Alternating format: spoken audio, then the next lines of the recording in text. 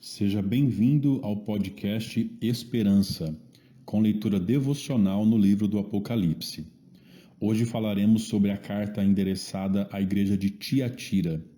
A região em que a cidade de Tiatira, hoje Akhisar, estava localizada, atualmente faz parte do território da Turquia. Tiatira era a menor das 7 cidades.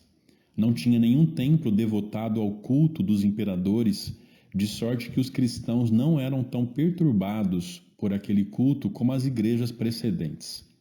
Mas, como estava localizada num importante sistema de estradas, se tornou um importante centro comercial.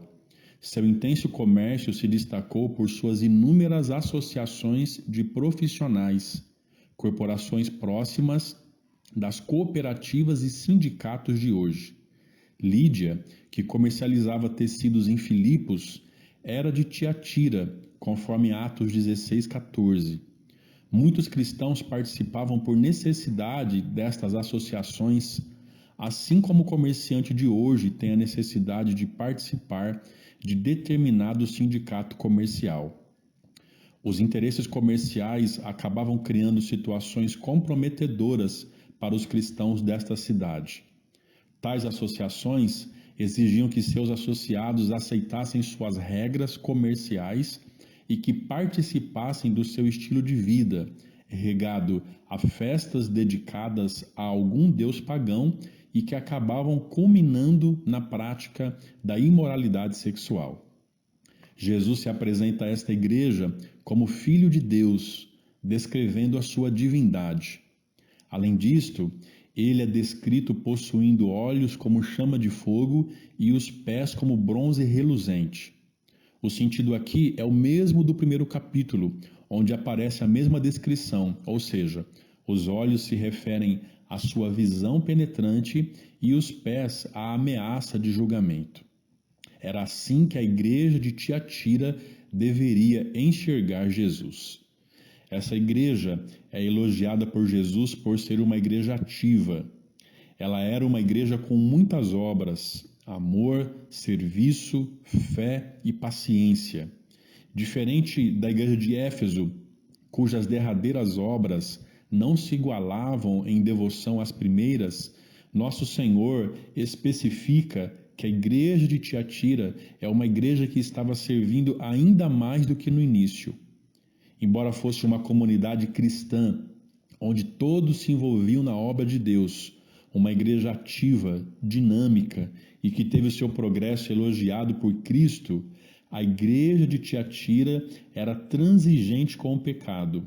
Ela tolerava em seu meio um pecado capaz de levá-la à destruição. Por isso Jesus foi tão severo com ela. Existia uma mulher cujos pecados eram tão abomináveis que Jesus a identificou com o nome e a figura cruel e perversa de Jezabel, descrita nos livros de 1ª e 2ª Reis, e que conduziu Israel à idolatria. Essa mulher se declarava profetisa e estava sendo tolerada por aquela comunidade cristã. De acordo com a denúncia feita pelo próprio Cristo, ela influenciou muitos cristãos a se envolverem em relações sexuais ilícitas e a se alimentar com comidas que eram oferecidas a ídolos. Os crentes de Tiatira não concordavam com Jezabel, mas a toleravam em seu meio. O Senhor disse que havia dado tempo para que tal mulher se arrependesse dessa prostituição, porém ela não se arrependeu. Uma vez que esta mulher recusou se arrepender, Cristo deu-lhe uma sentença. Ele a colocaria em uma cama, numa referência a uma provável enfermidade.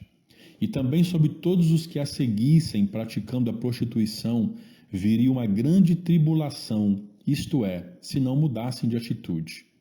No versículo 23, o texto expressa a sentença de que Jesus feriria de morte os filhos de Jezabel. É bem provável que estes não fossem filhos de sangue, mas filhos espirituais, ou seja, crentes absolutamente comprometidos com ela e com o seu pernicioso ensino. João parece fazer então uma distinção dos que estão lutando com os que caem no problema e os que já se entregaram. Por isso esses filhos seriam mortos. O Senhor faria isso porque Ele conhece o ser humano por dentro e dá a recompensa a cada um segundo as suas obras.